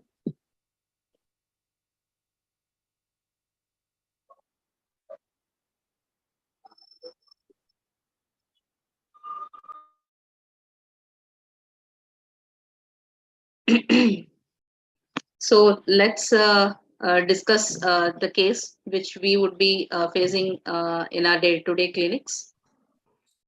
So a 67-year-old gentleman, a non-smoker, has presented with mild cough, and on doing a chest X-ray, there was a small lesion found in the left upper lobe of the lung, and the CT chest also confirmed a lesion in the left apical lobe. So this is the CT scan of the patient showing the apical upper lobe lung lesion. So, and a PET scan was done, and a biopsy showed adenocarcinoma of the lung. The PET scan showed just a well-defined lobulated soft tissue nodular lesion in the left upper lobe of the lung with some pleural tags, and just a prevascular lymph node, a non-FDG-avid subcentimetric lymph node, and no other lymph nodes. So, Dr. Anindya, ji are ma'am you? So, what will be your next step? How will you proceed? How will you investigate for this patient further? Ma'am from the PET scan, this patient is actually a non-smoker male. So from the PET scan, patient seems to have a very localized or a very early stage lung cancer. So, in that case, I would want that the patient gets a proper curative treatment with surgery. But then if we want to plan for surgery, then I would need to confirm the mediastinal lymph node staging by the EBUS if possible. And then after doing all the fitness assessment tests, patient might be taken up for surgery if the surgeon thinks so. This thing needs to be discussed in an MDT before we go for the mediastinal staging also. Yes, Dr. Swati, would you like to add anything to it? So yes, now the basic pre-things that we require for a patient to be evaluated for surgery are, this patient is actually a non-smoker. So one thing is a pathology, yes, that we definitely have. A PET CT, we definitely have. Basic blood investigations that are needed for a pre-surgery workup, we would require. And then we would like the patient to be proceeded for surgery. A mediastinal staging by EBUS, yes. But the location of the tumor is very important. So if the tumor would have been a central location, a mediastinal staging would have helped us. Since this tumor is a peripheral one, EBUS and doing a mediastinal staging is plus minus, depends on the clinician discretion. And after having all the prerequisites, if the patient would have been smoker, I would definitely have counseled the patient for smoking cessation and gone ahead with the PFT also to check the functional reserve. If all these things are there and available with us, we would definitely refer the case to a thoracic surgeon, and we would like the patient to be proceeded for surgery. Ma'am, I just want to add one thing. Can you please tell me what was the size of the tumor? It was around 2.5 centimeters. Less than 3 centimeter peripheral tumor. So I would definitely peripheral tumor, mediastinal and mediastinal lymph node staging is plus minus. Ma'am, there is From the scan, it doesn't look like a peripheral tumor. This is what the scan is. Looks how like do a you central, define yeah. So, peripheral yeah, or central? How do it is you a demarcate it on a Ma'am, CT chest and X-ray? going for the mediastinal staging was there was a review article which showed that there can be symptomatic brain mets from like T1B onwards. So if it's around 3 centimeters, so although actually the data is like for T1A, the chances of brain mets is less than 0.1%, but it can increase up to around 1.8 to 2.1% from stage 1B onwards. So now we might think also to rule out MRI brain, but that will not be a strong category 1 indication because that is not yet in the recommendation. But given the size, we might consider also. Okay. So Dr. Swati, just tell me, how would you demarcate the lesion to be central or peripheral? So, on an ma'am, CT if scan? I see this image, it is a central tumor. So, yes, I would. So, depends What are upon the the. guidelines? I say it is peripheral and you say it is central. So what is the specific criteria for that?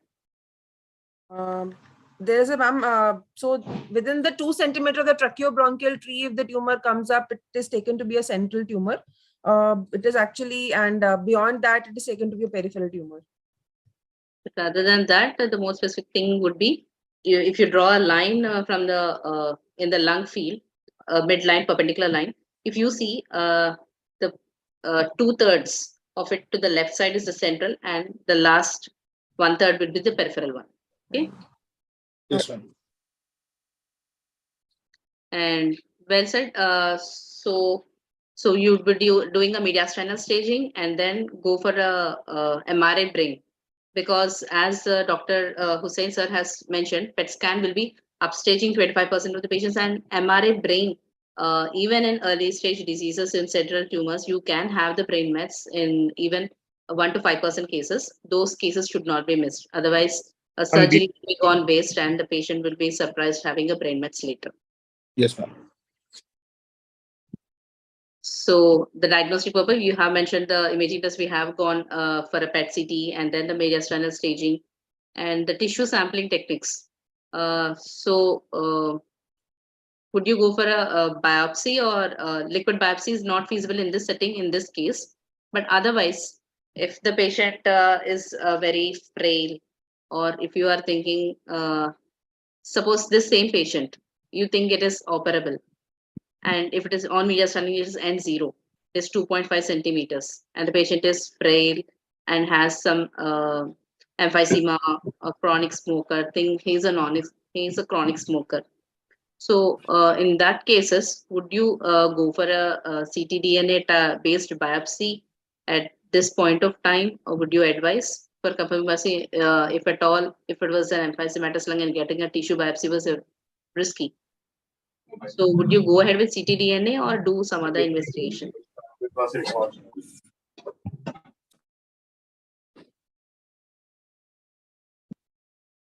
At present, ctDNA, okay, I will ask with Anindya. Ma'am, as of now, there is no strong indication for doing ctDNA to carry from here as a diagnostic modality here in this very early stage. But given the situation, ma'am, what you provided, if, for example, the patient was having comorbidities and if it is kind of located peripherally, then this one is not this case. Then there are some studies in which people have shown that some sublobar resections can also have equivalent survival. Okay. At present, there is no role for the ctDNA, but it can be done in a clinical trial setting or something. Yes. But in emphysematous patients, I just wanted to stress that point that CT guided biopsy is usually not feasible in emphysematous lungs. You would a patient will develop a pneumothorax. So in these cases, even though it is peripheral or central, it's better to go for a bronchoscopy guided diagnosis for these patients. Yeah, EBUS guided diagnosis for mediastinal, whatever you do. If it is node positive, you can go for that. Otherwise, if it is there, then bronchoscopy guided staging would be better in emphysematous lungs. Okay. Then Dr. Prasad, and Yes, any other lab tests would you do for this patient a non-smoker with PT2N0 stage adenocarcinoma. Any other lab test or molecular test would you like to do at this point of time? EGFR mutation, I would like to see, ma'am. And PDL1 PDL1 levels also. testing. So why are you telling for PDL1 testing? Role of adjuvant pembrolizumab in your Adjuvant pembrolizumab. Adjuvant atezolizumab data. Yes. Pembrolizumab has mixed results, even though it had shown benefit. There are some. In the CARL study, there was mixed results. So, Yeah. Sure. Ji, ma'am. Okay. So now we have discussed that MRI brain should be done these patients at baseline early stage, as we can miss brain mets even in early stage cases. Then what is the role of everyone will ask when you do mediastinal staging. I would like to ask you when you will not do mediastinal staging in early lung cancer.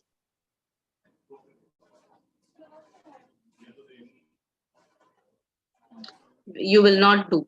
Usually early stage lung cancer में पहले lung cancer diagnosis तो हो चुका है.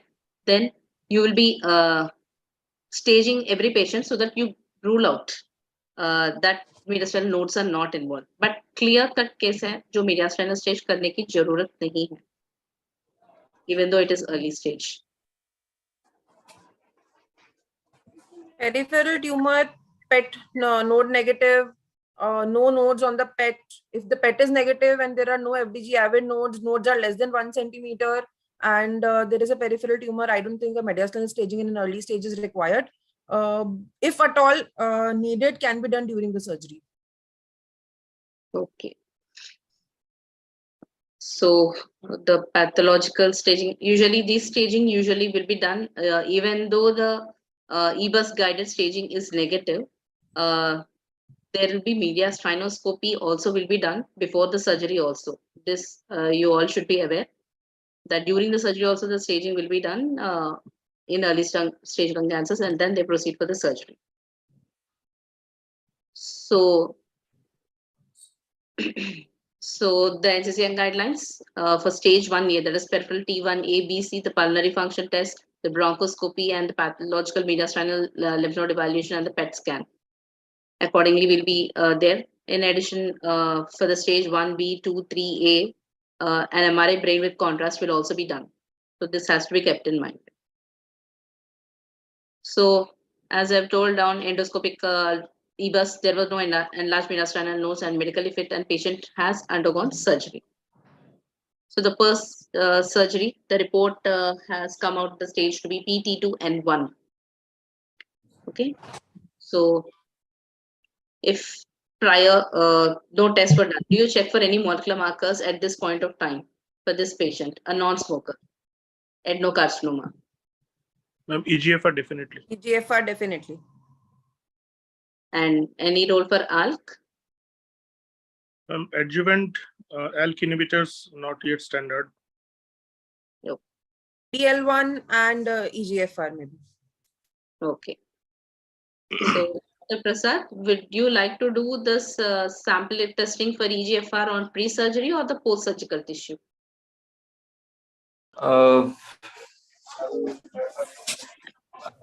Not exactly aware, ma'am, whether it will make any difference. But I assume post-surgical specimen is preferred, considering the tissue and percentage of tumor acquired through the specimen. You need at least 10% of the viable tumor tissue, so that would be better if you do it on the post-surgical specimen. Yes, rightly said. The pre-surgical sample will be a very limited sample, and getting over it molecular markers and the tissue will be depleted. In future, if you want to do the other markers also, it will be difficult. So getting a post-surgical tissue, we can avoid the tumor heterogeneity, and a large amount of tissue is available, and we can get the test done. So we have discussed that EGFR is the main thing which we are going to do, and the PDL1, which can be given for adjuvant atezolizumab or the pembrolizumab. And there is, at present, there is no role for ALK testing at this point of time. So, in your One doubt here, do we actually ask for an PD-L1 testing? Because in that IMpower 010 trial, it was Yeah. shown that there was definitely, if the PD-L1 was positive, there was more benefit, but the benefit still extended despite, matlab, irrespective of the PD-L1 state. PD-L1 status. So do we actually need to go for, it can help to understand if there is going to be a good response or not, but do we need to actually go for a you PD-L1? know as the a- magnitude of benefit, because that drug is also not easy to tolerate, right? So, Yes. easy to effort. So PD-L1 more than 50% patients have a high likelihood of benefit of therapy. Even though PD-L1 more than 1% also benefit more. The maximum benefit is more with more than 50%. Yes, ma'am. Okay. So Dr. Arpit is here. Okay. Dr. Shivshankar, sir.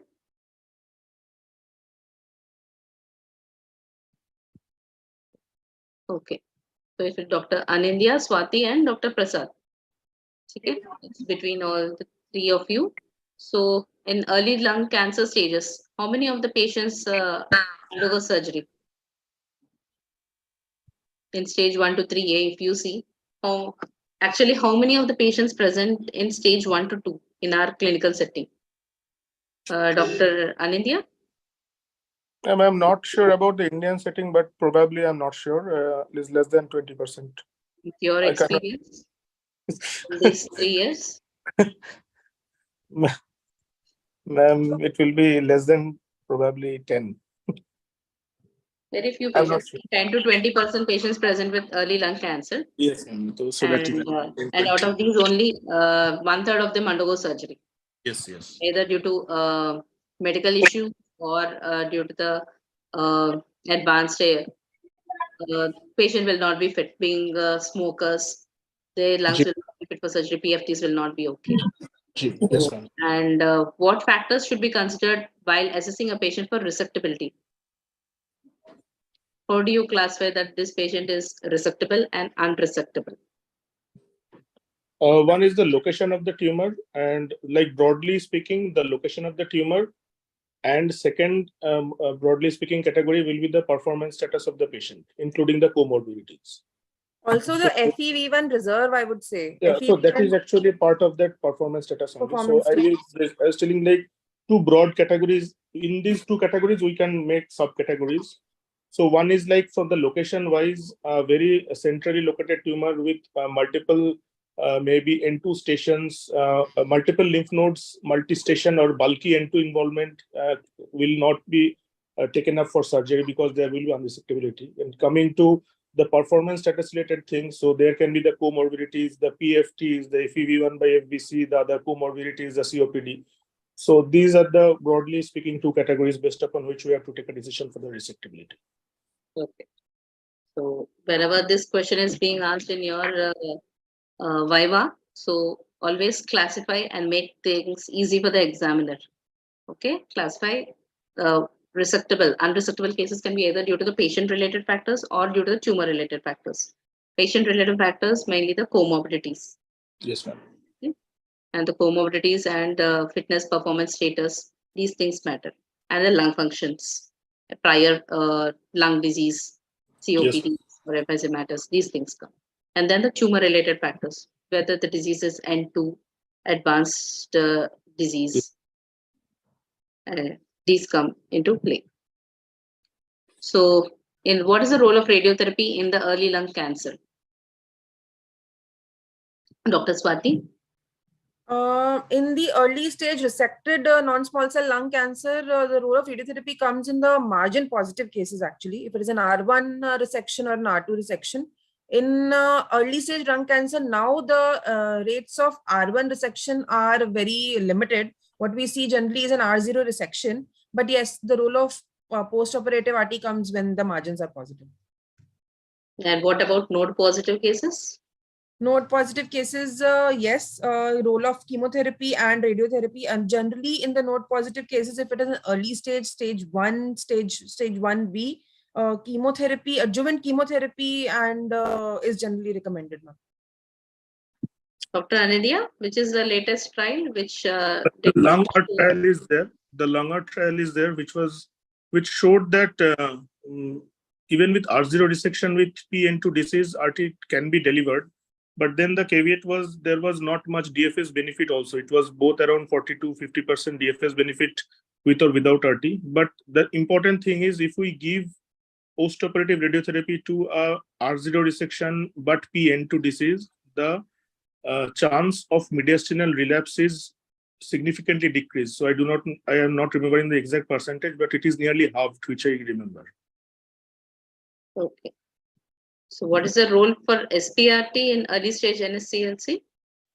Mostly inoperable lung cancer patients. So that can be the patient-related factors, mostly which comes into the play, the PS and the comorbidities and the maybe the reserve or the lung reserve like the FEV1. These things are not suitable for the surgery. In that case, patient can be taken up for SBRT. And also preferentially the location should not be in that no-fly zone that what Dr. Swati already told in the 2 centimeter in the tracheobronchial tree around. So these are the preferential things which will preclude SBRT. So mostly peripheral tumors, unfit patients, elderly patients with lot of comorbidities, with small tumors size, preferably less than 3 centimeter, we can go for SBRT.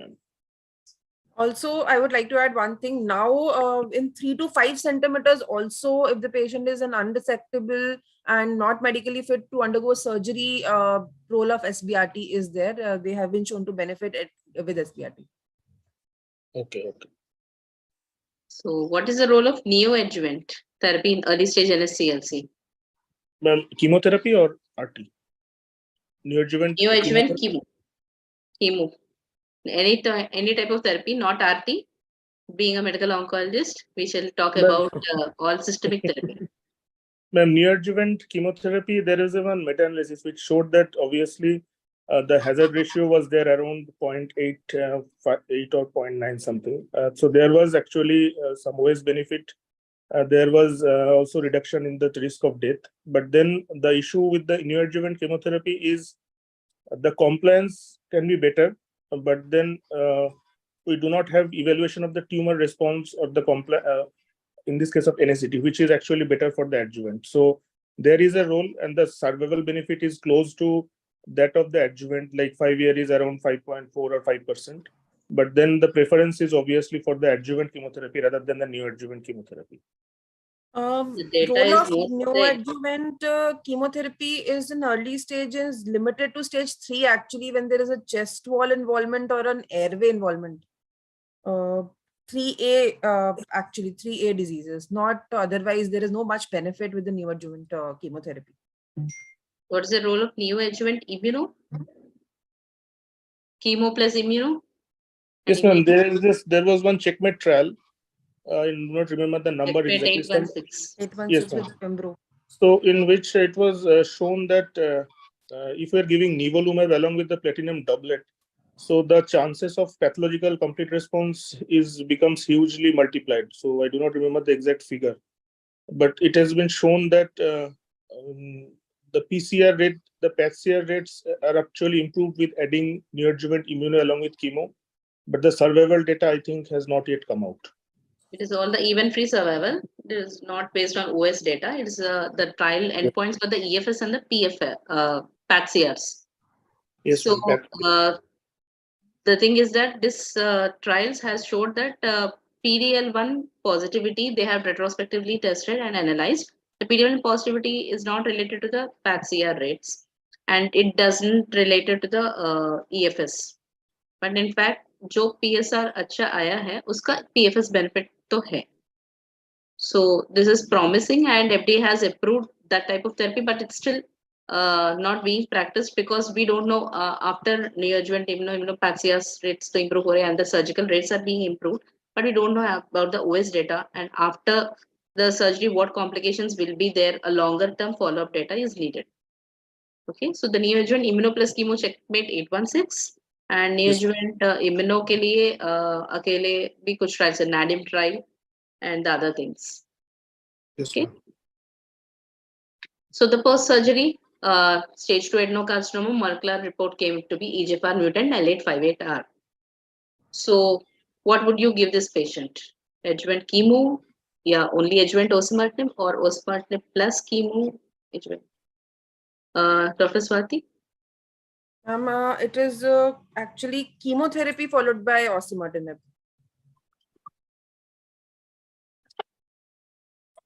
Okay. Dr. Anindya?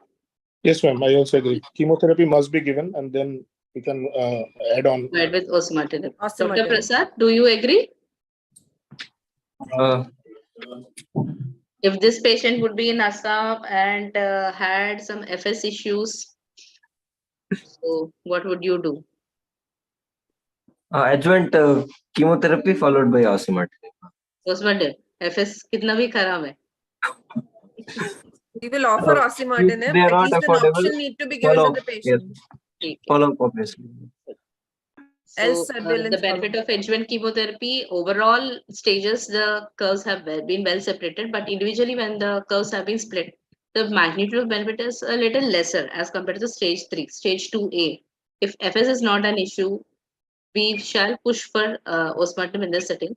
But still, if it is borderline FS issues, then we can say we can get on with chemotherapy and then observe him for the recurrences. Yes, ma'am. Like we should not be This is where the replacing trial- any earlier this is where the generation. trial we should not see it in a broader spectrum, just reading the main results. You have to go through the trial in particular, read the sub-analysis, subgroup analysis and everything, so that you can classify patients to whom you can give and to whom you could not give this drug. So as you all have mentioned, the adjuvant chemotherapy Lees meta-analysis, the chemotherapy benefit is around 4.5 to 5%, and the benefit is there, and the 5-year survivals are also very less with the stage 3 patient. With the advent of this ADAURA data as presented by Dr. Arpit, now we have an option to improve these patients, because despite having this surgery, radiation, recurrences within 2 to 3 years, the patient will be in a lot of distress, and the survival is also affected with this early recurrences. So the ADAURA had improved this median PFS and the DFS as compared to the prior drugs, and it gets a good CNS penetration. So Dr. Prasad, so do you think is ADAURA practice changing? Yes, ma'am. It is definitely. So it has come into the NCCN guidelines. It is practice changing. Yes. But Dr. Anindya, can you tell me what are the criticisms for this trial? Ma'am, there was a flaw in the trial design actually. So the randomization, if the patient like 60% patient had received chemo and 40% had not received chemo, and then the randomization time was also different. So it was like 26 weeks if the patient had received chemo, and if the patient has not received chemo in the 40% cases, then it was 10 weeks. That was there, and this I remember another. I'm not very sure actually. Dr. Swati, can you add upon to it? ADAURA, definitely, yes, it was practice changing. But then with every trial comes flaws. There was actually crossover was not permitted with the. Initially, it was not permitted. Later, they have allowed. Okay. Upon progression, they were allowed to receive osimertinib at a later date because. Later date. So. But ma'am, given like the FLORA study also permitted crossover, so will crossover be considered a true flaw, or it can be done like in FLORA trial it was done? It can be, the arguments can be on the both sides. So it can be taken as a negative trial also. If the results are positive, they say crossover is allowed, that is the flaw. If it is a negative trial, crossover was allowed. They say that was a positive point. In Okay, either okay. way, you can argue. Okay. Yeah. So one of the issues is with the trial design and the allowing of the adjuvant chemo. So the benefit is due to adjuvant chemo or due to osimertinib. We cannot differentiate between them. Yes, ma'am. This is the main thing which everyone addresses. And previously, before this 4-year DFS data, they only said that the 2-year DFS data was there and we should see after long-term follow-up. As in the SELECT, RADIANT, and CITOM trials, they have been, the curves have merged and a lot of patients had recurrences. This might not be there.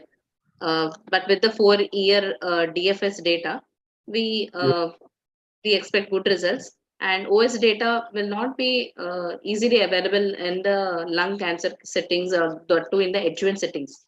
Whatever we see the trials in the adjuvant settings, your endpoint would be the DFS or EFS. Whereas in the metastatic, the endpoints will be the PFS and the OS. Okay. So that would be a difficult thing to be getting. But despite this, the trial has in fact improved the patients with who are EGFR mutant. Previously, in the early lung cancer settings, we never have tested for the targetable mutations. So this time we have the option for targetable mutations and improving the chances for survival and decrease the chance of recurrence with the advent of this osimertinib. Ma'am, actually in Indian setting, what is the percentage of patients after surgery they come EGFR positive? I am not aware, so just asking. So roughly अभी तो start करना शुरू कर लिया based upon this ADAURA trial है ना.